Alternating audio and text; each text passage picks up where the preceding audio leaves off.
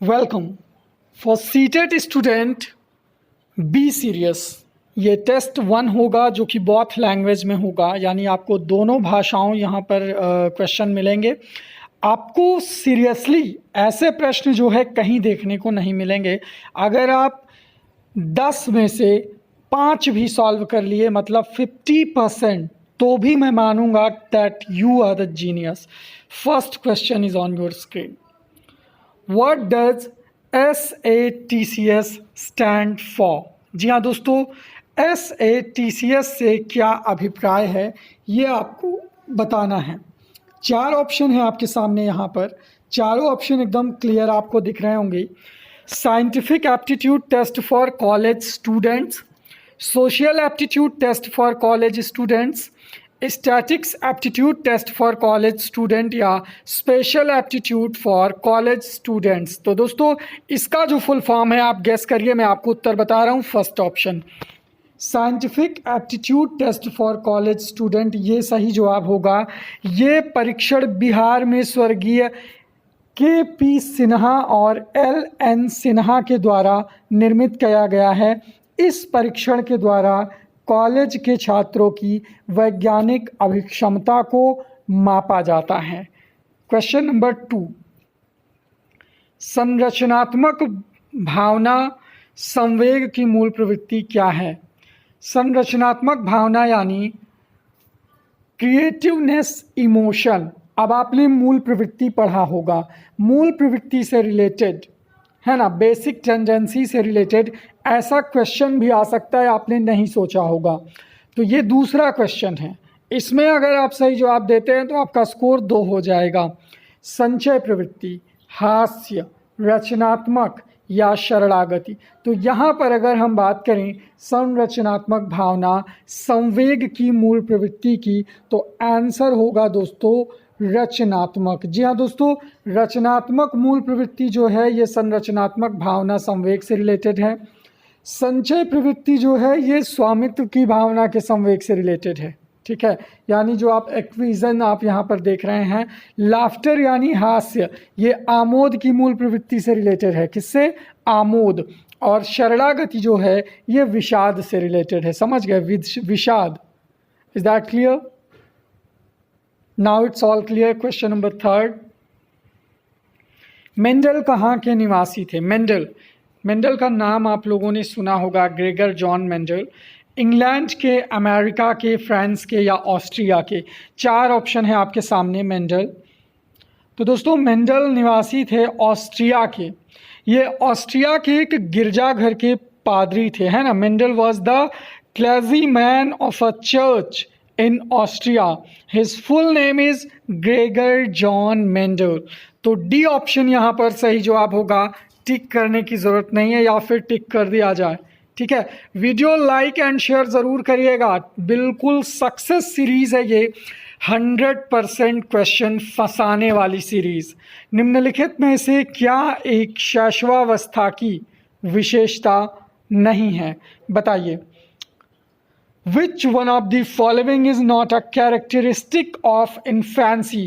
Immaturity, dependence, sexual orientation और self dependence. तो आप जानते हो कि जब बच्चा इन्फेंसी में है, यानी जब बच्चा शैशवावस्था में है, देन अब शैशवावस्था की जो एज है वो पैदा होने से 3, 4, 5 साल तक है। अब शैशवावस्था में बच्चा कभी सेल्फ डिपेंड नहीं होता, बल्कि दूसरों पर आश्रित होता है। एंड मैंने आपको टिप्स बताई है ना कि जब 2 परस्पर विरोधी विकल्प मौजूद हो तो उन्हीं दोनों में से कोई एक सही होता है। जैसे डिपेंडेंस और सेल्फ डिपेंडेंस, यानी दूसरों पर आश्रित और खुद पर आश्रित। तो यहाँ पर शिशु जो है वो हमेशा माता, पिता, भाई बहन, परिवार पर आश्रित रहता है, यानी दूसरों पर। वो खुद से खुद का कुछ नहीं कर पाता। तो डी ऑप्शन सही होगा ना। वो आत्माश्रित नहीं रहता, बल्कि सेक्सुअल ओरिएंटेशन पाया जाता है बच्चों में। सिगमंड फ्रायड की थियरी आप लोगों ने पढ़ी होगी इसके बारे में। ठीक है, किस मनोवैज्ञानिक ने बाल्यावस्था को क्षीण बौद्धिक बाधा की अवस्था कहा? Which psychologist called childhood a state of impaired intellectual obstruction? Hurlock, Hollingworth, Jean पियाजे और वॉटसन। बताइए। ये एक्चुअली में चौथा क्वेश्चन है आपकी स्क्रीन पर, और यहाँ पर अगर पांचवा क्वेश्चन है, सही जवाब होगा इसका हॉलिंगबर्थ। हॉलिंगबर्थ बी ऑप्शन अगर आप यहाँ पर लगाते हैं, बाल्यावस्था को क्षीण बौद्धिक बाधा की अवस्था।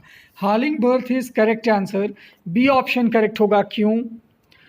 जिसमें आगामी वयस्क जीवन को प्राप्त करने के लिए सफल प्रयास किया जाता हो। बाल्यावस्था में हम भावावेश और आगम दृष्टि का अभाव पाया जाता है। The child cannot see beyond his nose and he works without caring about the result in momentary emotions, है ना। बालक अपनी नाक से आगे नहीं देख सकता और वो क्षणिक भावावेश में परिणाम की परवाह ना करते हुए काम करता है, ये हॉलिंगवर्थ ने कहा है। ठीक है। कोई भी व्यवहार परिवर्तन जो प्राणी के अनुभव का प्रतिफल हो, यानी रिजल्ट ऑफ एक्सपीरियंस, उसे भावी परिस्थितियों का सामना करने के नए तरीके में सहायता करता हो, इस प्रकार का अधिगम इस प्रकार का अधिगम कहलाता है ना। मतलब लर्निंग की ये परिभाषा है अगर हम समझें, और ये परिभाषा किसने दी है? ब्लेयर, जोन्स और सिम्पसन ने दी है कि कोई भी व्यवहार परिवर्तन, यानी आपके बिहेवियर में कोई भी चेंज होता है जिसका रिजल्ट क्या हो, जो आपके अनुभव का प्रतिफल हो, यानी आपके एक्सपीरियंस का रिजल्ट हो। आपके बिहेवियर में एक ऐसा चेंज जो आपके एक्सपीरियंस का रिजल्ट हो और आपको भावी परिस्थितियों का सामना करने के लिए, यानी जो आने वाली सिचुएशंस हैं उनको फेस करने के लिए नए तरीके से सहायता करता हो। ये ब्लेयर और जोन सिम्पसन ने कहा है लर्निंग के बारे में, अधिगम के बारे में, सीखना के बारे में। Is that clear? ऐसे आपको समझ में भी आएगा क्वेश्चन नया भी लगेगा कि हाँ सर जी आप क्वेश्चन नया लेकर के आए हो, और आपका जो प्रैक्टिस है वो स्मूथली रन कर सकेगी। ठीक है। थॉर्नडाइक के सिद्धांत में अंतर्नोद क्या था? What was the insight in Thorndike's theory? अंतर्नोद समझ रहे हैं? एक आंतरिक प्रेरक होता है, लाइक जो आपको अंदर से भड़काता हो। तो भूख था, बिल्ली के लिए जो भूख था, हंगर, ये अंतर्नोद था, क्योंकि बिल्ली भूखी थी और वो प्रयास किस लिए कर रही थी? भोजन के लिए। तो भोजन क्या था? स्टिमुलस था। और रिस्पॉन्स क्या था? बिल्ली का पिंजरे में उछलना, और उछलते उछलते लीवर का दब जाना और अचानक से पिंजरे का खुल जाना।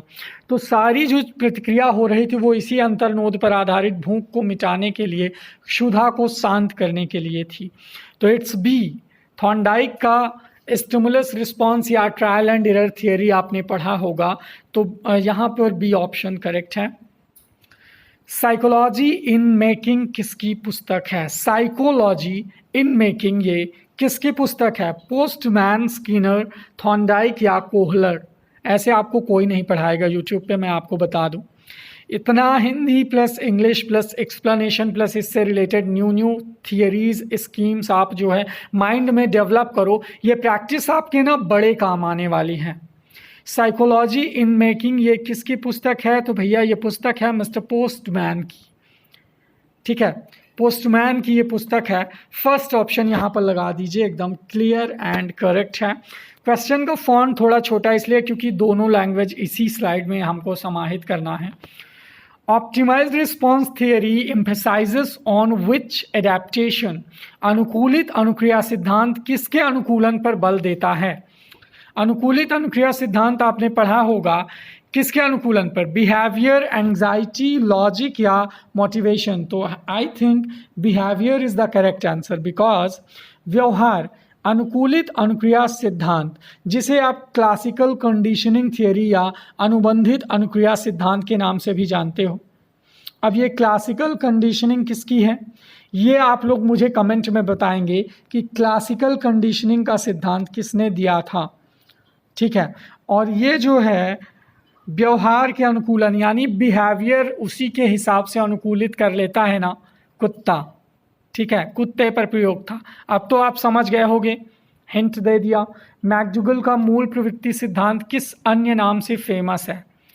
ठीक है, अगला क्वेश्चन देखिए, मैकडूगल का जो मूल प्रवृत्ति सिद्धांत है, ये लास्ट और 10वां क्वेश्चन होगा। सच सच बताना 10 में आपके कितने सही हुए और ये सीरीज आपको पसंद आई या नहीं, मतलब क्वेश्चन का लेवल, क्वेश्चन का एक्सप्लेनेशन एंड दोनों भाषाओं में क्वेश्चन। तो ये एक प्रयास है, ये एक ट्रायल वीडियो था। अगर आप कमेंट करके मुझे बताओगे sir this is the best, देन मैं इस सीरीज़ को कंटिन्यू करूँगा और आपको इससे रिलेटेड 30-30 क्वेश्चन की सीरीज़ यानी लंबे सीरीज़ आपको मिलने स्टार्ट हो जाएंगे। तो मैकडूगल का मूल प्रवृत्ति सिद्धांत ये किस अन्य नाम से बड़ा फेमस है? ठीक है, principle of real motivation, hormic theory of behaviour, principle of autonomy या एक्सपेक्टरी थियरी, प्रत्याशा का सिद्धांत। तो भैया hormic theory of behaviour is the correct answer of this question. जी हाँ, मैकडूगल ने 14 प्रकार की मूल प्रवृत्तियां और उससे रिलेटेड संवेग, है ना, 14 मूल प्रवृत्तियां और इनसे रिलेटेड संवेग का प्रतिपादन का श्रेय है। 1908 में ये स्थापित किया मैकडूगल ने कि मनुष्य भी प्रवृत्तियों का दास है, ठीक वैसे ही जैसे पशु होता है।